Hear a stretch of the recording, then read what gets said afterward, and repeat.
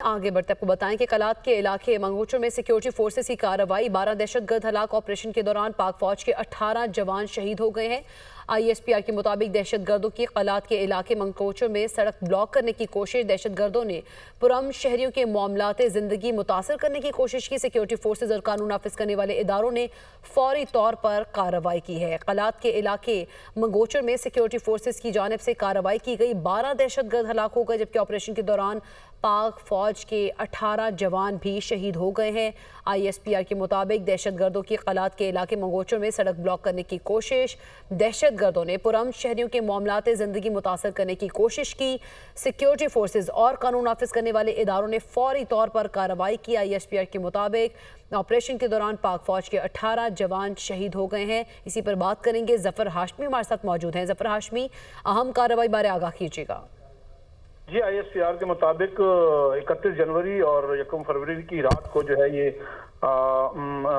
जो कार्रवाई हुई है और बलूचिस्तान के जिला कलात के इलाके मंगूचर में जो है वो दहशतगर्दों ने रोड ब्लॉक करने की कोशिश की थी। ये दुश्मन कुव्वतों के ईमा पर दहशतगर्दी की इस बुज़दिलाना कार्रवाई का मकसद बुनियादी तौर पर मकामी मासूम शहरियों को निशाना बनाकर बलूचिस्तान के पुरअमन माहौल को खराब करना था, जिसका सिक्योरिटी फोर्सेज ने नोटिस दिया और सिक्योरिटी फोर्सेज और कानून नाफिज करने वाले इदारों को फौरी तौर पर मुतहर्रिक किया गया, जिन्होंने दहशतगर्दों के मज़मूम अज़ाइम को कामयाबी के साथ नाकाम बनाया और मकामी आबादी के तहफ़्फ़ुज़ के लिए को यकीनी बनाते हुए इस कार्रवाई के दौरान जो है वो 12 दहशतगर्दों को वासिल जहन्नुम कर दिया गया।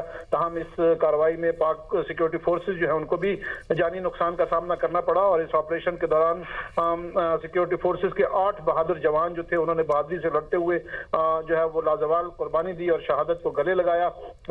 इस कार्रवाई के बाद जो है वो सैनिटाइजेशन ऑपरेशन जो है वो जारी रहा, ताकि मजीद अगर कोई दहशतगर्द वहां मौजूद है तो उन्हें भी तलाश कर उन्हें भी वासिल जहन्नुम किया जा सके।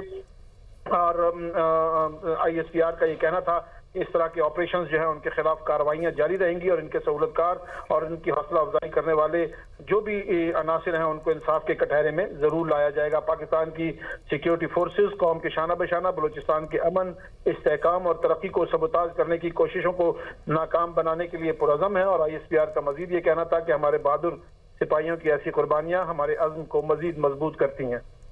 जफर हाशमी, में ये बताइएगा ये वाकया पेश कब आया है?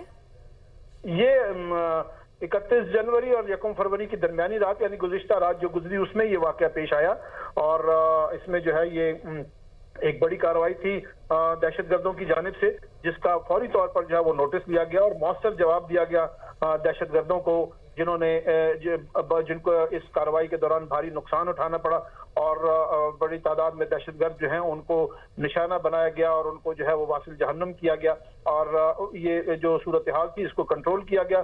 जो मजमूम मकासद दहशतगर्द उठाना चाहते थे उनको उसमें कामयाबी नहीं हुई और सिक्योरिटी फोर्सेज ने इसको मौसर तौर पर इस कार्रवाई के साथ निपटा है। हम इसमें जो है वो हमारे बहादुर जवान जो हैं उनकी भी शहादतें हुई हैं और 18 बहादुर जवान जो है उन्होंने बहादुरी से लड़ते हुए दहशतगर्दों का मुकाबला करते हुए उनके मजमूम मकासद को नाकाम बनाते हुए अपनी जानों का नजराना पेश किया। जफर हाशमी, यकीनी तौर पर सिक्योरिटी फोर्सेस की जानिब से बर वक्त कार्रवाई की गई है, लेकिन असल में टारगेट किसे करना था? ये जो दहशतगर्द थे ये वहां पर इन्होंने जो है वो इनका निशाना मासूम लोग थे, वहां के मकामी आबादी जो थे और इस तरह के वाकयात वहां पहले भी ये पेश आते रहे हैं। रोड ब्लॉक करके माजी में भी कई ऐसे वाकयात हुए कि जब वहां पर पब्लिक ट्रांसपोर्ट जो है उनमें सफर करने वालों को जो है निशाना बनाया गया और उनको ये जो दहशतगर्द हैं जो बैरूनी अनासिर की ईमा पर बलूचिस्तान में इस तरह की कार्रवाइयों में मसरूफ रहते हैं, उन्होंने एक बार फिर ऐसी ही कोई कार्रवाई। जफर हाशमी हमारे साथ ही मौजूद रहेगा, यहाँ पे हमें ज्वाइन किया है दिफाई तज्जियाकार अहमद सईद मिनहाज साहब ने। बहुत शुक्रिया आपके वक्त का। सर, ये जो अभी कार्रवाई हुई है इसमें 18 जवान भी शहीद हुए हैं, जबकि 12 दहशतगर्दों को भी हलाक किया गया है, क्या कहेंगे इस पर आप? जी बिल्कुल, जो ये कलात में जो एक रिपोर्ट आ रही है सामने आई है कि जिसमें कलात में उन्होंने सड़क बंद करने की कोशिश की है दहशतगर्दों ने, उनके खिलाफ एक भरपूर ऑपरेशन किया गया है। चूंकि ये कलात में तंग घाटियों से यहाँ तक पहुंचे थे और उन्होंने वहां पे अपनी पोजीशन को मुस्तहकम कर रखा था, लेकिन मैं समझता हूँ ये पुलिस की और लेविस की भी नाकामी है कि उनको जहाँ तक उनको पहुंचने दिया गया। जो टेक्निकल लिमिटेशंस हमारी इंटेलिजेंस के हिसाब से जो होनी चाहिए थी वो भी शायद इस तरह से नहीं थी, और लेकिन सबसे बढ़ के ये कि जो वहाँ पे हमारे जवान थे उन्होंने अपनी जानों का नजराना पेश करते हुए जो पाकिस्तान की तरक्की में जो एक हाइल है, ये जो नासूर है दहशतगर्द, उनका कला कमा किया है। तो 12 दहशतगर्दों को जहन्नम वासिल किया गया, लेकिन चूंकि वो अब हाइट्स पे दहशतगर्द मौजूद थे और अपनी पोजीशंस पे मुस्तहकम थे, वहां से उनको इवेक्ट करने के सिलसिले में 18 हमने जवाने जो है वो अपनी निछावर किए हैं कि अपने मुल्क की जो है सलामती उसको इंश्योर किया जा सके। बदकिस्मती से पाकिस्तान ने हालिया दिनों के अंदर, माजी करीब के अंदर यूनाइटेड नेशंस में डोजियर भी जमा कराया है कि ये वही एलिमेंट्स हैं जो कि अफगानिस्तान में बस रहे हैं और दो एग्रीमेंट की जो है वो भरपूर तरीके से उसकी नफी करते हुए नजर आते हैं और वहां पर रहते हुए इनके लिए एक सेफ हेवन बना रखा है। इनसे मिलने वाले जो हथियार हैं वो भी वाज़ेह तौर पे देखे जा सकते हैं कि वही हथियार हैं जो अफगानिस्तान की बुरी गवर्नमेंट के पास मौजूद थे, जो कि अमेरिकन साख्ता हैं, या इसमें कुछ रिपोर्टेडली इंडियन साख्ता भी वेपन्स को देखा जा रहा है। उनसे मिलने वाली जो कम्युनिकेशन है जो कि पकड़ी गई है, उस कम्युनिकेशन के अंदर भी इन दहशतगर्दों का राब्ता जो है वो अफगानिस्तान से जो है वाज़ेह तौर पर जो एस्टेब्लिश किया जा चुका है। तो इन तमाम चीजों को देखते हुए जो इंडिया का एक मकरूज चेहरा है जो इस ना सिर्फ पाकिस्तान को डैमेज कर रहा है बल्कि पूरे खित्ते को जो डैमेज कर रहे हैं में अपना किरदार अदा कर रहा है, तो मैं समझता हूँ कि इनका मकरूज चेहरा मजीद खुलकर सामने आया है। लेकिन मैं बुरी चेहरे अब खुल के सामने आ रहे हैं। अहमद सईद मिनहाल साहब हमारे साथ ही मौजूद रहेगा, हमें डॉक्टर कमर चीमा साहब ने भी ज्वाइन किया, उन्हें भी शामिल गुफ्तगू करते हैं। बहुत शुक्रिया चीमा साहब, आपके वक्त का सिक्योरिटी फोर्सेज ने बर वक्त कार्रवाई तो की है, लेकिन आप नहीं समझते कि दहशतगर्दाना कार्रवाइयों में इजाफा होता जा रहा है? देखिए जी, पाकिस्तान की जो फौज है, लॉ इन्फोर्समेंट एजेंसीज हैं, वो 24/7 पाकिस्तान की रखवाली कर रहे हैं, लेकिन जारी बात है दुश्मन और दहशतगर्द जमातें जो हैं वो भी छुपी हुई हैं और वो जब वो समझते हैं कि वो बेहतर पोजीशन में है वो बाहर आते हैं, वो हमारे जवानों को शहीद करने की और कौम के मोरल को कम करने की कोशिश करते हैं। अल्हम्दुलिल्लाह पाकिस्तान की फौज और लॉ इन्फोर्समेंट एजेंसीज ने पहले भी बड़ी कुर्बानियां दी हैं इस मुल्क के लिए, इस वतन के लिए। हमारे मुआशरा जो है वो इस दहशतगर्दी की जंग के खिलाफ है और हमें अब कोशिश ये करनी चाहिए कि अब हम जिसे कहते हैं we should call spade a spade. अब हमें पाकिस्तान के तमाम पॉलिटिकल पार्टीज को, तमाम जो सोशल पॉलिटिकल ग्रुप्स हैं, उनको यकजा होकर बोलना चाहिए। कब तक पाकिस्तान का फौजी जवान जो है वो शहीद होता रहेगा? और इस सिलसिले में मेरा ख्याल है कि अफगानिस्तान को, भारत को खुलेआम बात करनी चाहिए। और अगर हम अभी भी अफगानिस्तान और भारत को ये स्पेस देते हैं कि वो ठीक है, वो पाकिस्तान के अंदर ये दहशतगर्दी करवाएं और हमारे फौजियों को शहीद कराएं, तो मेरा ख्याल है कि ये अब स्पेस देनी बंद करनी चाहिए। हमने पहले बड़ी जानें दी हैं इस मुल्क के अंदर। हमारा नौजवान हो, पाकिस्तान फौज का ऑफिसर हो, ब्रिगेडियर हो, कर्नल हो, पुलिस में हम सीनियर ऑफिसर हो, जूनियर ऑफिसर हो, सब ने इस मुल्क के लिए दफा के लिए काम किया है। और मेरा नहीं ख्याल कि किसी कीमत पे भी अब हमें खामोश रहना चाहिए। इस खामोशी को खत्म किया जाए और इस मसले को इंटरनेशनलाइज किया जाए। और आपको पता है कि डोनाल्ड ट्रंप साहब तो पहले कह चुके हैं कि हम ये जो वेपन्स हैं अफगान तालिबान और टीटीपी के जो पास हैं, ये वेपन चाहिए, तो पाकिस्तान को तो अपनी बात को अब आगे बढ़ाना चाहिए। अब पाकिस्तान को इस बात को आगे लेके जाना चाहिए कि डोनाल्ड ट्रंप कह रहा है कि क्यों टीटीपी के पास ये वेपन्स पड़े हुए हैं, क्यों दहशतगर्द जमातों के पास वेपन है, हमारी ये साइलेंस कब खत्म होगी? अब अमेरिका खुद बोल रहा है ये चीजें जो हमारी सियासी जमातों को, हमारे पॉलिटिकल ग्रुप्स को, जो हमारी सिविल सोसाइटी को, हमारे मीडिया को बोलनी चाहिए, वो डोनाल्ड ट्रंप जो है वो 4 साल बाद 3 साल बाद बोल रहा है। इस चीज के अगर हम पहले ही जो है वो कोशिश करते और इस चीज को इंटरनेशनलाइज करते तो मेरा ख्याल है कि हमारा मसला जो है वो हल हो सकता था। लेकिन अनफॉर्चुनेटली हमने इसको इंटरनेशनलाइज नहीं किया। देखिए, आज अगर डोनाल्ड ट्रंप कह रहा है कि आप अरबों डॉलर का असला वहां पड़ा है, हमने अगर ये कहा भी है कि वो असला पड़ा है, तो उसको कितना ज्यादा हमने हाईलाइट किया है, कितना ज्यादा उसको इंटरनेशनल कम्युनिटी के सामने लेके। अभी हम नॉन परमानेंट मेंबर है यूएन सिक्योरिटी काउंसिल के, क्या हम इजलास नहीं बुला सकते? क्या हम वहाँ कोशिश नहीं कर सकते? क्या हम दुनिया को नहीं बता सकते? क्या पाकिस्तान के जो फौजी जवान है, अफसर है, उनका खून कोई सस्ता है?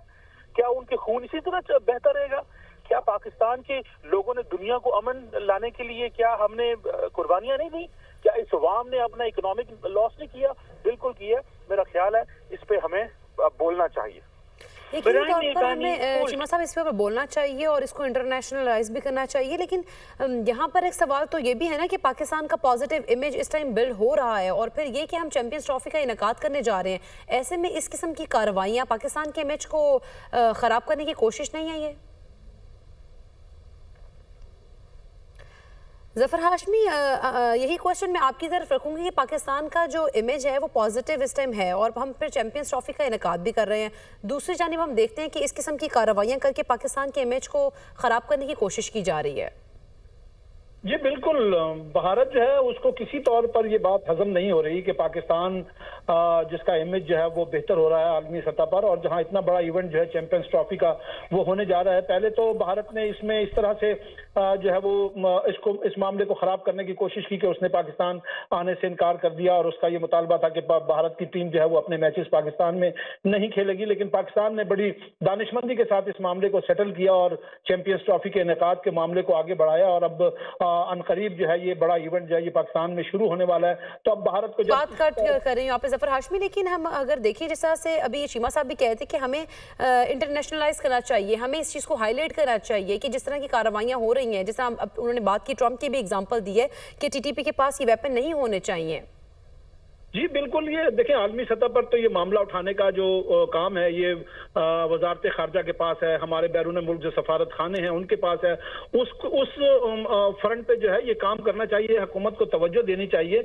और जिस तरह से भारत पाकिस्तान के खिलाफ दुनिया भर में लगा रहता है पाकिस्तान के इमेज को खराब करने के लिए, उसके हर वक्त उसकी ये कोशिश होती है और इस हवाले से जो उसके जो सफारत खाने हैं वो बहुत मौसर तरीके से अपना काम करते हैं। हमें इस पर तवज्जो देकर बिल्कुल आलमी सतह पर ये कोशिश करना चाहिए। और जिस तरह से चीमा साहब कह रहे थे कि हम अब नॉन परमानेंट मेंबर भी हैं, तो हमें वहां भी इस मामले को लेकर जाना चाहिए। और भारत का असल चेहरा, असल तो भारत इंटरनेशनल दहशतगर्द तो इस वक्त भारत जो है वो साबित हो चुका है, जिसने बैरून मुल्क आपने ये देखा कनाडा, अमेरिका, बरतानिया में जो सिख लीडर थे उनके खिलाफ जो है उसने उनको मरवाने की कोशिश की, उन पर कातलाना हमले भी किए और कातलाना हमलों में उसने जो है ये सिख रहनुमा जो है उनको कत्ल भी किया। तो ये भारत का असल चेहरा है और भारत को अब दुनिया इस नजर से देखने लगी है। अब ये हमारा काम है कि हम अपनी आवाज को इस हवाले से कितना एक मौसर बनाते हैं, कितने मौसर तरीके से हम इस पर काम करते हैं और भारत पर इंटरनेशनल प्रेशर लाते हैं। ये बहुत जरूरी है क्योंकि हम जब तक भारत पर इंटरनेशनल प्रेशर नहीं होगा तो वो अपनी इन कार्रवाइयों से बाज नहीं आएगा। और इस बात में अब कोई दो राय नहीं है कि मुस्लिम बलूचिस्तान के अंदर भारत जो है वो बीएलए के जरिए और दीगर जो ये तंजीमें हैं उनके जरिए अफगान बलूचिस्तान के अंदर दहशतगर्दी फैलाने में पूरी तरह से मुलव्विस है। और कोई भी ये जो कार्रवाई है वो उसकी मुआवनत के बगैर वहां पर ये जो दहशतगर्द तंजीमें हैं जो वहां का अमन खराब करने पर तुली हुई हैं, उनको पूरी तरह से हर तरह की माली और आप कह लें सपोर्ट हासिल है, तरबियत हासिल करते हैं। ये भारत के अंदर जो इस तरह के ये तरबियती मराकिज बने हुए हैं दहशतगर्दी के, भारत में भी बिल्कुल इस तरह के अनासिर काम कर रहे हैं। वहां की एजेंसियां जो है रॉ जो है वो पूरी तरह से इसमें मुलव्विस है और वो ट्रेन कर करके लोगों को बलूचिस्तान में भेजती है जो इस तरह की कार्रवाइयों में मुलव्विस होते हैं। तो ये हमारा एक हमें अपने ठीक है। ज़फ़र हाशमी हमारे साथ ही मौजूद रहेगा। राशिद वली साहब ने हमें ज्वाइन किया, बहुत शुक्रिया आपके वक्त का। राशिद वली साहब, अगर हम देखें तो ये कार्रवाइयाँ बलूचिस्तान के इलाकों में हो रही हैं, आप क्या समझते हैं, क्या वजह है कि बलूचिस्तान के इलाकों में इस तरह की कार्रवाइयाँ हो रही हैं? देखिए, बलूचिस्तान में तो बीएलए और डीआरएएस जिसको ब्रास कहते हैं उसकी सरगर्मियां तो जारी हैं। ये एक इंसर्जेंसी है जिसको हमें पहले से इसका इदराक है और हमारी जो आर्म फोर्सेज हैं वो से नबद आजमा है, एफसी है, पुलिस है, इसकी गैर मुल्की इनको मुआवनत हासिल है बदकिस्मती से। भारत में इसको जो कॉन्डुएट है फाइनेंशियल वो रखा हुआ है और असले की तहसील का इनको मसला नहीं है। उसके बाद जो अंदरूनी तौर पे इलीगल एक्टिविटीज हैं, गैर कानूनी जो पता लेते हैं दूसरों को, ये अगवा कर लेते हैं, धौंस से ये अपना पैसा लोगों को इकट्ठा कर रहे हैं गैर कानूनी क्रिमिनल एक्टिविटी से, तो वो सारा ये निज़ाम जो है ये इस मूवमेंट को अलाइव रखने के लिए है जो इन्होंने वायलेंस एंटी स्टेट जारी रखी हुई है। और बयानिया इनका ये है कि हमने पाकिस्तान के वजूद को नुकसान पहुंचाना है। तो कुछ ऐसे लोग हैं जो ह्यूमन राइट्स और हुकूक की आड़ में इस पूरा स्मोक स्क्रीन क्रिएट करते हैं, मगर ये उनका असल चेहरा अभी सामने है। ये वायलेंस जो जिसमें ये ना सिविल या ना मिलिट्री, उसकी तखसीस नहीं करते हैं और इनके हमले वो जारी हैं। और इन्होंने वो हमला किया और उसमें जो ऑपरेशन इनके खिलाफ कोई ऐसा एक्टिव ऑपरेशन उस वक्त नहीं हो रहा था और अनप्रोवोक्ड किया हमला है।